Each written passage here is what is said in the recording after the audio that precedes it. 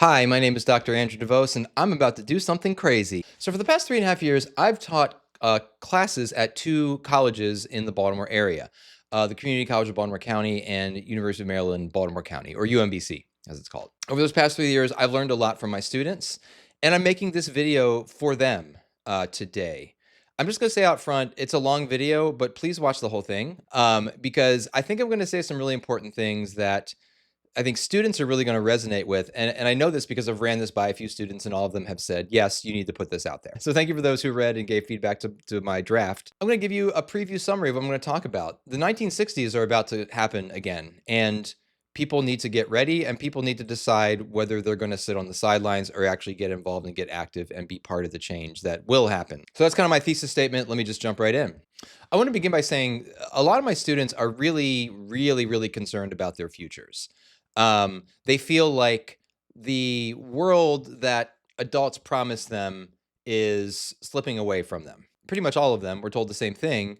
If you work hard in high school, if you work harder in college, well, then you graduate and you'll get a good job and you can buy a home and you can live in the suburbs and have a car and go on vacation and, everything will be great. I think a lot of them have embraced a kind of skepticism, if not cynicism, about the likelihood of that actually happening. And this isn't just a feeling. The actual data captures this. So for example, the New York Federal Reserve put out a report recently saying that since 2021, unemployment for college graduates overall is higher than unemployment for the rest of the workforce. And in fact, if you look at the data from the past 5 years, people without college degrees have an easier time getting a job now than people with college degrees. Also, Goldman Sachs released a study recently that showed that between 2023 and 2025, the job sectors that usually hire college students lost about 9,000 jobs per month. That's a lot of jobs, right? And of course, tuition costs are just going up. And the current administration has embraced really aggressive and some might say kind of brutal and cruel student loan repayment policies. So I think we can forgive their cynicism, right? They're not just cynical for no reason. There's actual good reasons to think this future that I've been promised maybe isn't going to happen. I think most, if not all of my students kind of feel this way, except for the very wealthy students who I have taught very few of. Speaking of which, I've taught a lot of different kinds of students over the years. At both universities, I've taught, very privileged students. I've taught, working class students. I've taught a lot of immigrant students, a lot of, students who themselves were not born here or their parents were not born here. I've also taught, left-leaning students who even call themselves like radicals or socialists or communists. And I've taught right-leaning students, right? MAGA students, libertarian students. I've interacted with so many different kinds of students, and I'm just telling you that most of the students, the overwhelming majority of the students I interact with, there's something that unites all of them. They're terrified. They are terrified of entering adulthood into a world that looks very different from the one that they were promised when they were in middle and high school. The crap job market, the unaffordability of housing, student debt, these are all things they worry about, right? But most of all, there's just this sense of chaos, of just fury, of rage that makes a lot of them feel like they're being kind of like shoved or dropped into a much harsher and angry and more brutal world than the one that they were raised in. And I think this cuts across all kinds of political, social, and religious, demographic, whatever divides. They're worried about the dehumanizing rhetoric, horrific policies that seem to be in play. For example, immigration enforcement policies, which are just piling up human rights abuses with little outcry, at least little outcry from the people who have the power to change it, right? How hatred and racial supremacy have been embraced by the highest ranks of people in the US government. An entire cross section of the US electorate believes lies and conspiracy theories as if they're facts and just rejects basic science if that science contradicts what they believe. They're worried about the revelations that the wealthy and the powerful truly do act as if other human beings are just their playthings to do with what they want. When I talk to my students, I get this sense that they feel like it's almost like the United States of America has ascended into like a state of like barbarism with just people on social media, people in the highest ranks of government, just celebrating the infliction of human pain, of hurting other people, taking things away from other people. And, I agree with them. As a historian, I can say these things have always been around, but they feel particularly harsh and out in the open now, right? It's like the masks have come off. I just want to say to my terrified students, like, I see you. I hear you. I love you, and I mean that. Those of you who have had me as a professor know that I don't just teach. I try to communicate love, and I really am sad and brokenhearted that you feel this way, and I'm sad and brokenhearted over our country. But I have some ideas. I have some ideas that could actually instill like a sense of hope and purpose if you, I think, give them a try and really kind of embrace them and put them into practice. Over the past year, like even though obviously I'm worried and scared, like I also have somehow developed this weird sense of hope, this feeling of just like inner empowerment, realizing like, oh, like we could actually do something about this. But it's going to require you to consider be living a different life than the one that, they want you to live, whoever they is in your life. I wanted to share what some of these things are. But before I say that, let me just say where I got these ideas from. So I'm a historian, right? I love history.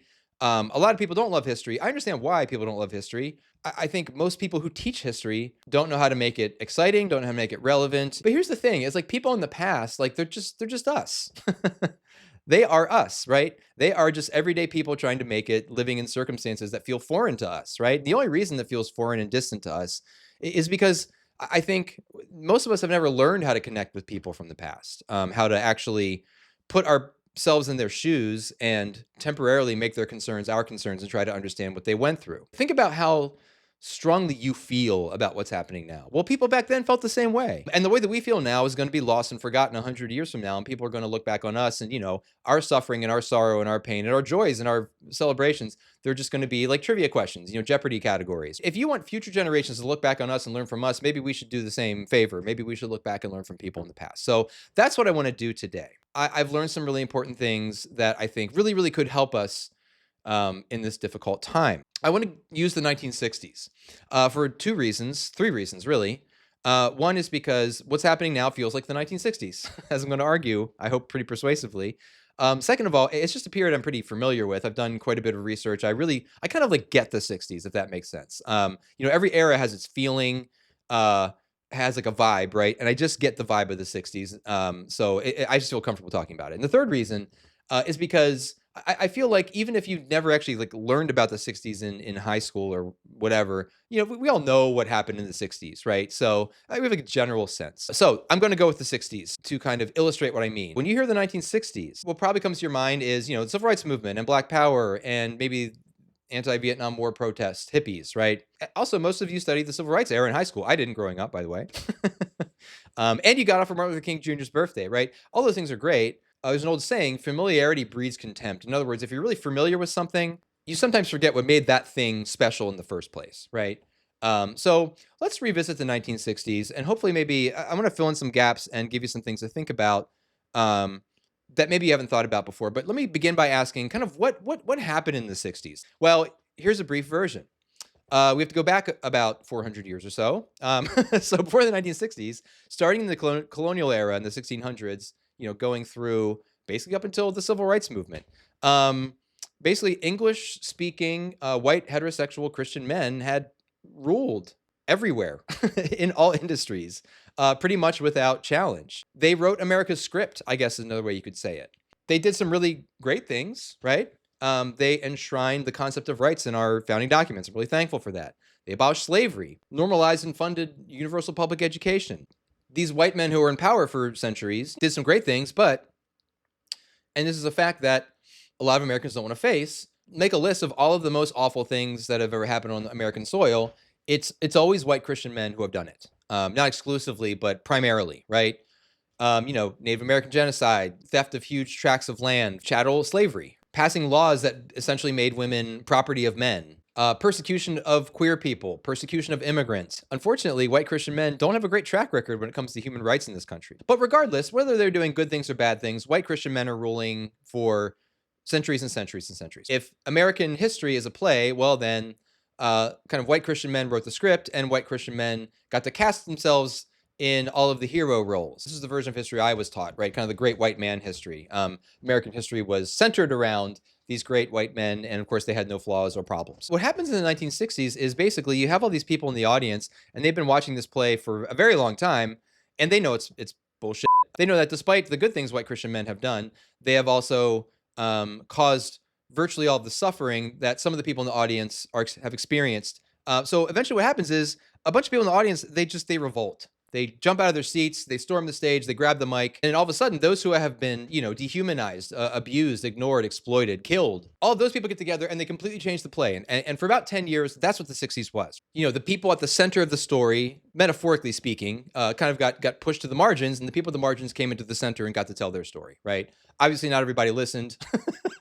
Obviously were still a lot of problems that didn't get addressed, but at the very least, the 1960s rewrote the narrative temporarily, and it rewrote the narrative in a way that a lot of us are still arguing over, right?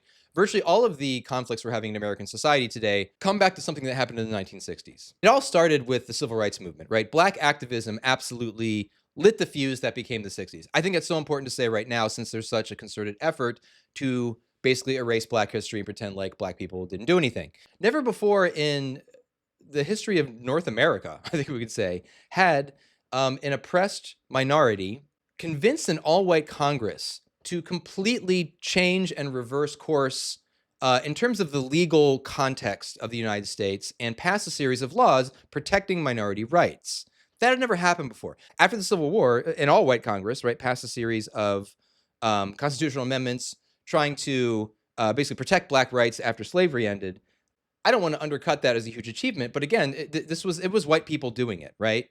It was white people behind closed doors making the decisions. And if you know your history, about maybe 13, 14 years after all of that ended, basically America embraced Jim Crow, America embraced lynching, America embraced redlining, so that by the time we get to, the turn of the 20th century, Black people are segregated and oppressed in every single state in America, North, East, South, and West, right? So the civil rights movement really got results. It really, really, really was special and unique. It was the kind of seismic event that I think, people are going to be talking about it hundreds of years from now. It was that important because here's what happened. They got all these laws passed, right? They convinced the Supreme Court to kind of shift in a leftward direction and do things like, enforce desegregation of schools and things like that, enforce voting rights. All these other people who are watching this and just they're in awe, like, holy crap, Black people are really doing it. We need to do that for us, right?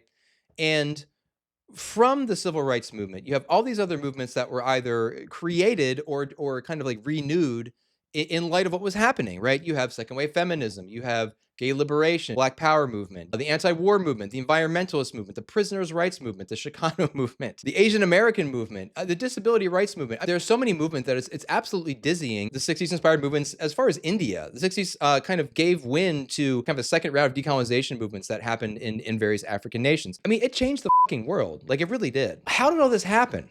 Well, it happened because of us. Like we did that.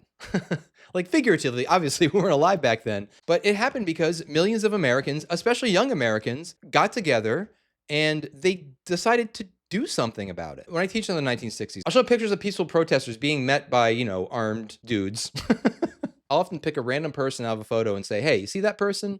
See yourself. That's you. That's you. A lot of you college students, you're a lot like the folks in the 60s. It was like these young people, it's like they just couldn't take it anymore. They couldn't stomach the hatred and the hypocrisy and just like the destruction that seemed to be America's national and domestic policy. They were tired of cruelty being normalized by the older generations, and they stood up and said, I'm as mad as hell, and I'm not gonna take this anymore! Right? They said enough. So if you can no longer stomach the hatred and cruelty and hypocrisy that seems to have been normalized by many, many adults in our society, then please listen to what I have to say. I want to share 3 lessons with you that I learned from studying the 1960s. The first lesson is make the decision to risk. The second one is find your inner genius. The third is join or start a community. I'm going to go through each of these 3.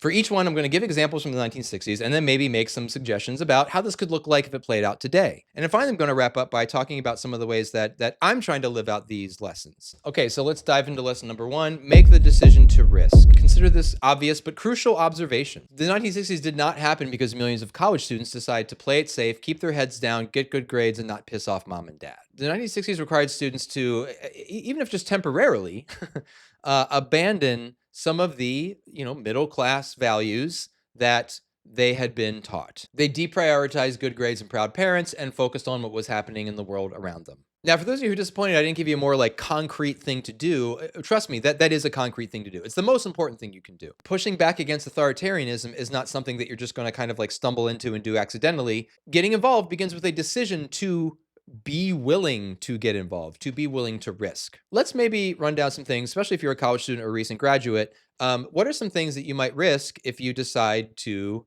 get active? Well, you probably risk alienating your parents, maybe even having your parents denounce you and browbeat you for jeopardizing everything they sacrificed for. You might risk getting lower grades than you want to get. You might risk the anger or criticism of your professors who think that their 14-week undergraduate class is more important than stopping authoritarianism. If your social media accounts are public, your employers might jump on those and see what you post and throw your resume in the trash. And of course, there are more extreme risks. As we saw in Minneapolis recently, you might risk property damage, illegal incarceration, abuse, violence, even murder, right? By a bully with a badge who can kill you and get away with it because the government said he could. So now you understand why getting involved has to start with the decision to risk, right? There's just too much at stake. Also, if you're like me, your entire upbringing was structured to discourage you from taking any kind of risk that would jeopardize middle class respectability. I want to talk about middle class respectability a little bit. A lot of my students grew up in the suburbs. I grew up in the suburbs. Man, growing up in the suburbs does really terrible things to your brain. In our culture, I almost feel like we have elevated like middle class comfort to an almost like spiritual plane, right? I mean, I really do think Americans worship the middle class American dream. Especially Christian Americans, which is ironic, but that's beside the point. In America, so many of us are taught to value comfort and security above all else, and that often blinds you to the realities and the sufferings of other people. And it's becoming increasingly more difficult to do that because the realities and the sufferings of other people are in our faces every day. My childhood environment aggressively conditioned me, right, to believe that obedience to authority, economic prosperity, and looking down on people who struggled. They were kind of like this, like almost like holy trinity, right? If we just believed in these things, then our middle class God would bestow his bounties upon us. All of us self-satisfied strivers, whether we were racist or homophobic or not, right? I mean, this is the American gospel. When I talk to my students and I hear how much they have been told that middle class success is the most important thing, it's almost like the suburbs have replaced heaven. And, the assurance of a 401k has replaced, trust and faith in a deity or a supreme God. If you, like me, were indoctrinated into that gospel, it's time for you to convert. It's time for you to put those false gods on the shelf, right? The gods that we make in our own image are often the ones that are the hardest to topple. And I'm just telling you that for those of you who worship security and middle class respectability, this is going to be a really hard ask. So kind of following that thought, I want to talk a little bit more about this issue because I want to talk about parents. I know from talking to a lot of my students that their parents' expectations weigh very heavy on them. I feel like this is especially true for two particular subgroups. One is immigrant kids, immigrant students. Again, immigrants themselves or the parents are immigrants. And also kind of like working class, like first generation college students. So these are students whose parents didn't go to college. And often they're the first person in their kind of immediate family go to college. I feel like these people especially have a burden that, I who just grew up just regular middle class didn't have. So I just want to speak to these people. For a lot of you, again, adults have hinged a lot on your success in college, right? You might have been unwillingly crowned your family's best economic hope for the future. Your parents might constantly tell you how much they have sacrificed to get you to where you are now, and they expect results. So for these people especially, what I'm saying might be really difficult to accept. I'm just keeping it real. If you're feeling that way, like that's legit. I'm just a straight white guy. I was born in this country. I've only ever spoken English. Real traumatizing violence has never touched my body. I'm an overeducated middle-aged dude, and I own my own home. These things have afforded me a measure of privilege. And a lot of you watching this might go, "F- this guy, he doesn't know my life. He doesn't know what I'm facing. He doesn't know what I'm being expected to do." And again, if you're thinking that that's valid, if you hear what I have to say and think it's bullcrap, fine. I just want to impress upon you, nobody is safe right now. It feels like everyone who is not a middle-class straight white Christian is a target. And we saw this in Minneapolis with, both undocumented immigrants and American citizens alike being swept up and mistreated and abused and killed in at least a few cases. And, again, I'm telling you as a historian, I've studied authoritarian movements. They don't stop. They don't stop. They keep going. They don't stop until they implode or people stop them or both. Pushing violence, destroying the environment, taking away the social safety net, that affects all of us, right? And yes, it affects some of us more. The less power and privilege you have in society, these things are going to affect you more. So on one hand, a lot of us are in the same boat. On the other hand, we're not. There are people who have even less power than most of you watching this who are doing something, and I want you to learn from them. About a week and a half or 2 weeks ago, there was a bunch of national news stories about huge numbers of high school students who were walking out during the school day to protest immigration enforcement policies. One Virginia school suspended 300 students for doing this, and then most of those students just protested again once they got back from suspension, right? These are kids who have more to lose than most of you, but they stood up in the face of, I'm sorry, cowardly administrators who don't understand freedom. If I was a teacher in one of those schools, I would absolutely support those students, and I wouldn't even care if I got in trouble or got fired, right? Because that is the kind of sacrifice that we need right now. People who are actually risking are the people we should be learning from. So yes, some of us has more to lose, more to risk than others, but those people see friends and enemies. If you're watching this video and you're nodding your head, they probably see you as an enemy. So consider risking, because if you don't, who will? Point number 2 is a little more hopeful, and that is find your inner genius. So genius, what's that about? I used to think that genius was just inborn, right? That just for some reason, history or God or whoever or whatever just picked these random people just to kind of shine brighter than all of us. Albert Einstein, Nina Simone, Alejandro Jodorowsky, they just came out of the womb with special talent reserved for the select few. And, I'm just some schlub from Baltimore County, so I was not chosen to be special. I now know that's not true. We all have genius inside of us, every single one of us. It just needs to be cultivated. History has shown again and again that humans can and do expand their consciousness. We can think new thoughts. During the European Enlightenment, someday some guy was like, hey, I think human beings have natural rights. And we're still talking about rights as if it's a fact, even though at some point just some guy thought it up, right? So that is the power of ideas. That is the power of genius. So we need more of that today, right? We need new genius. We need new ideas. But again, the answer is not out there. It's in here, right? It's in here. We just have to learn to tap into it. Now, if you're like me, I was raised in a very controlling religious environment. I was told that I was a wretched sinner with nothing good inside of me. So if you're like me, you might need some convincing. It took me a long time to be convinced that I had anything at all good inside of me. So let's go back to the 1960s and kind of see how genius played out in the conflicts of that era. Most of us were kind of taught there were these icons, there was these activists, Martin Luther King, Rosa Parks, James Baldwin, and they said all these things and people responded and the world was changed. Here's the thing though, the only reason these geniuses have kind of been remembered by history is because they were just able to take what everyday average people in the streets were doing and feeling and saying and take that and transform it into words that inspired and captured people. So there's no genius without a community they're attached to, right? You've heard it takes a village to raise a child. Well, it takes a community to raise a genius. I almost think of Martin Luther King as almost like a reporter, right? Here's what's happening in my community. He, like so many other geniuses before and since, we're just drawing from other people and putting things together in a new way that felt fresh. Speaking of new, sometimes genius is just old ideas repackaged for people who have forgotten them. In the 1960s, people started kind of popularizing these ideas that felt kind of new, but they had been around forever. For example, in some of our ancient religious traditions, ideas like we can live together even if we're different. Ideas like everyone should be treated equally. Ideas like you can fight against hatred and violence with love and peaceful resistance. I know a lot more people, just at least in terms of social media chatter, are saying, hey, maybe we need to get violent, maybe we need to start defending ourselves and fighting against people. And here's the thing, though, the civil rights movement partially overthrew, it's still with us, but partially overthrew one of the most violently racist systems of exploitation the world had ever seen.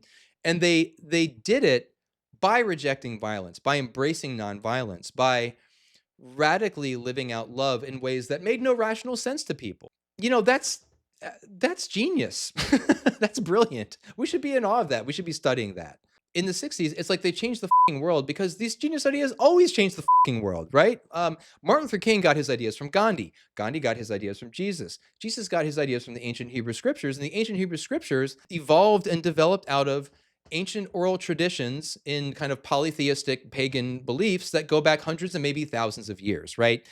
So sometimes the best ideas are the oldest ideas, right? The ideas that have stuck around for centuries and thousands of years, like we are all human and we are fueled by love. And when humans come together and do acts of love together, amazing things happen, right? That is a very old idea, but that's how genius works. Sometimes geniuses just take things that other people have forgotten, or they're reading people that other people don't read, and they're just putting them together in a way that feels fresh and new. And again, it goes on to change the world, right? So That's what we need. We need to find our inner genius, both inside of ourselves and in our world, and even on social media, because there are people out there who have very few followers who are saying things like this. So let's start with us, though. How do we access that genius inside of us? This is a huge topic. I think it's really important. So maybe sometime down the road, I'll do a longer video about this. But I just want to share kind of two ideas that have worked in my life, right?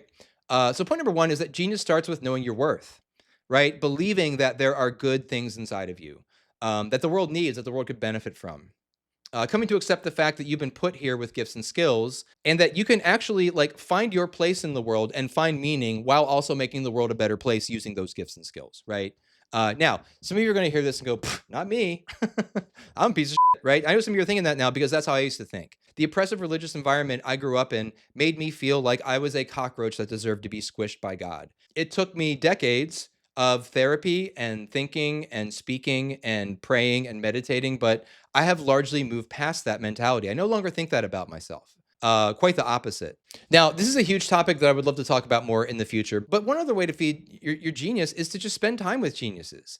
Learn from the brilliance and wisdom of others. You know, garbage in, garbage out, right? So conversely, good stuff in, good stuff out. So read, right? Read, please. Please, Gen Z, what do I have to do to make you read? There are so many books out there that have changed my life. And yes, reading is hard and it's not as fun as looking at a screen. But if you're serious about growing and developing and becoming the person you want to be, I'm sorry, you're gonna have to put your fucking screen down. You're gonna have to look at your influencers and see who you actually follow, and maybe follow people of substance, people with actual expertise or intelligence or wisdom. There are podcasts, so many podcasts out there that have influenced my life and shaped my thinking and encouraged me. Honestly, I wouldn't be making this video right now were it not for podcasters. I have several mentors who I've never met, whose podcasts I follow deeply and learn so much from. So there are so many good resources out there. Comment below if you want me to maybe make a video about some of those resources. Resources mean most to me, but I'm just telling you, if you continue to move through life as just kind of this sponge, just absorbing everything that comes your way, you will never be part of, I think, what's going to happen very soon, which is the 1960s coming back. But I think the most important way to kind of feed your inner genius is to join a community of like-minded people. In fact, that's such an important point that it is my third lesson. So let's move now to my third and final lesson that I want to talk about today, and that is join or start a community. Big picture. Possibly a god or a deity or a thoughtful energy made us, right? If that's true, they did not make us to live alone, right? The other option is we live in a material universe and we have evolved from pre-existent matter. And if that's true, well, we did not evolve into solitary creatures. We evolved into social organisms. But seriously, we need each other. Everything that has ever happened, whether good, bad, or ugly, that human beings have done has been collectively. So I want to spend some time talking about that. Now, first of all, let's talk about the challenges again. You know, you're watching this, you're going, oh, great, one more thing to do, one more thing that's just trying to get me to join something or do something or give up my time. You know, I'm busy, I have a job, I have school, I have a lot on my plate, right? Some of you watching this, you're like, I don't even have a plate. But again, you know, the 1960s would never have happened if everybody said that. So we're back to risk again. We're back to number one, right? It has to start with the decision to risk. And you'll have to prioritize if you're serious about actually doing something. So you will have to choose. Let me rephrase that. You have to choose, like present tense. Soon, I think. What's happening out there, it's not going to get better. You know, again, history shows that authoritarians don't stop. They're just going to keep going. They're going to get away with as much as they can. So let me ask you again, what's more important to you? Living out your personal American dream in an authoritarian state, or risk plus radical freedom that we all fight for together? So let's again look at the 1960s. And I want to share a specific story about a specific movement that I haven't talked about really yet. And that is what was called gay liberation. That back then the word gay was the umbrella term, so terms like LGBTQ plus or queer hadn't really come into usage in the way that we use them today. So since I'm talking about a previous era, I'm going to mostly use the term gay because at that time that was the collective noun for the LGBTQ plus community. So in the early 60s, if you were gay, openly gay, I should say, you probably lived in a city because cities were the only place that afforded some measure of kind of protection. And you probably spent time in gay bars. They were often the only like semi-public places where you could gather safely, sort of safely, I might add, as we're going to see, because it was not safe because these venues were run by the mafia. Generally speaking, gay bars were run by the mafia. Why? Well, because being gay was basically criminalized. You know, obviously having sex in public was against the law, but even things like kissing or dancing with someone of the same sex was illegal in most states. If you were gay and you frequented gay bars, you just had to accept police raids as part of the scene. Every once in a while, the cops would show up. They would round up everybody. They would check your IDs, maybe make you spend the night in jail, and give you some stupid fine like, loitering or public indecency or something stupid like that, right? There's a long tradition of cops making up silly offenses so that they can take your money from you, right? And that was very much the case if you were gay back then. So in 1969, the police raided a bar in New York City called the Stonewall Inn. And one person got a genius idea. Her name was Marsha P. Johnson. She was a trans activist, and she got fed up. And she allegedly threw a shot glass at a mirror and screamed, "I got my civil rights." And then the crowd erupted. Anti-police riots started inside the bar, spilled out into the street, and it lasted 3 days. Just this kind of like joyful revolt, right? Demanding to be treated like a human being. And that changed the world, right? It did. Next year, 1970, we had our first gay pride parade. 1974, our first openly gay public official was elected to office. 2003, big gap there, right? 2003, the Supreme Court repealed all anti-sodomy laws, which were laws that some conservative states were still using to keep grown adults from having sex with each other. Marriage equality as a constitutional right in 2015. And again, it all started with community. You cannot push back against power singularly or by yourself. So I'm just going to suggest some concrete ways to act on this. And again, these are suggestions. If they suck, okay, make up your own. Like, I'm just some guy. One is, if you already have a close friend group who agree that, chaos and hatred and white supremacy are not the best fit for our nation going forward, then maybe start having like real honest conversations. Read a book together, fundraise, start attending protests, use your social media accounts to amplify a cause, whatever. But again, this is how the 60s started. The 60s started by people just having conversations behind closed doors and deciding to do something. Your campus probably has, groups focused on issues you care about, LGBTQ plus issues, the environment, politics, spirituality, student groups, when they're healthy. Sometimes they're not, but when they're healthy, they can just be wonderful places of solidarity. Relationships that start out as like friendships can become even more powerful when you come together to do something, out there in the world, right? Third suggestion, if you're a former student of mine, you can join a group that I'm starting. So more on that later towards the end of the video, because I want to go to close, but I want to talk about how I'm trying to live these out. And let me tell you why. If I'm going to ask you to risk, if I'm going to ask you to explore your inner genius, if I'm going to ask you to get involved with community, I should be doing all those things, right? And I'm trying to. Again, I'm not trying to hold myself out as like this brilliant activist. Hey, come do what I do. I'm just saying I've thought deeply about these things, and they're not just words, they're things that I'm trying to live out. So let's talk about risk. Well, quite frankly, I'm taking a huge risk just by making this video. As of May, I won't have a job. I may need to look for one soon. And I know that a lot of employers out there Google their candidates. And if a prospective employer sees this video, they might say, "I'm not hiring this crazy motherfucker." Right now, most college professors in the humanities and liberal arts, especially like me, have chosen to keep their heads down, pray that they don't lose their jobs. So I'm risking my potential employability in the future by even saying these things publicly. But, honestly, I don't care. I made the decision to risk back in August, and I'm serious. I'm committed to it. Me risking and you risking looks different, so I'm not trying to make a one-to-one comparison and say, because I'm doing this, you should. But at the very least, I'm showing you, if I'm going to say something, I'm going to live it out, right? I'm going to put my money where my mouth is. I have no right to ask you to risk if I'm not modeling that. And I'm trying to. However poorly I'm doing it, I am really trying. Second thing is genius. So how am I feeding my inner genius? So there are a lot of spiritual practices that have become really important to me, which again, I want to talk about more publicly, but I can't fit them in this video. But I'll just name a few: daily meditation, exercise, reading, podcasts, cultivating radical empathy, being out in nature. There's so many ways I feed myself spiritually, but I want to focus on learning from other spiritual people. I have grown so much in the past year from books, podcasts, and content creators out there who are offering alternative ways to exist in the world, ways of seeking peace in the world and love and empathy and rejecting chaos. And again, if you want me to share who some of these people are in a separate video, I'm happy to do that. But let me just say this: getting serious about my spiritual growth it's paid off so much. Look, I know it feels like chaos out there, but I'm just telling you that for me, committing to my spiritual journey has given me so much peace and hope. It's so counterintuitive. The darker things get out there, the more hopeful I get. Because I know the darker things get, the more fed up and exhausted people are going to get. And eventually that dam is going to break. The people who hate chaos and white supremacy and want to live in a world fueled by empathy and love, those people are going to win. I'm telling you, they are. It might be a year, it might be 10 years, it might be 20 years, but at some point the tide will change and those people are going to win. And the darker things get, the bigger that tide's going to be, the bigger that response, that backlash is going to be. To get there, we're going to have to go through more horror and more suffering. Part of what my spiritual journey has done for me, it's allowed me to make peace with that. Like, I don't like suffering, but like, it's going to happen and I don't care. I'm not going to avoid it. I'm not going to run away from it. I think not just America, but the world. I mean, we see this right now. Right now, as I'm recording it, we're bombing people all over the place and people are bombing us back, right? So the world is going to have to go through more chaos, more darkness until I think the human race hits a point of global consciousness where a huge plurality of us finally agree we cannot live like this anymore. We cannot live in a world where one or two nations literally dictate how the entire globe works. We cannot build a society on chaos and lies and conspiracy theories and hatred and destruction.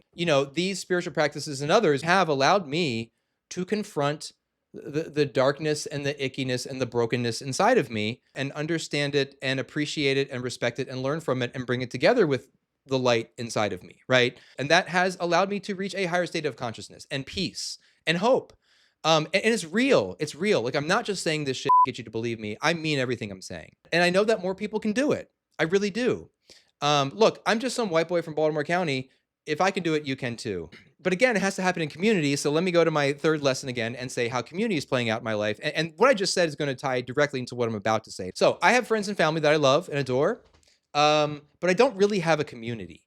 When I was growing up in church, despite many of the negative aspects of that, there were a lot of positive aspects. And one of them was there was always people around, even though these people had a lot of beliefs that I think now are terrible, the people I was raised by and around were kind and thoughtful and, kind of cared about my well-being. And I had friends around me, so in some ways that aspect of it was a really wonderful experience. And, I've worked a lot of places and I've had similar experiences. Unfortunately, where I'm working now at UMBC, academia is a cold place to work, y'all.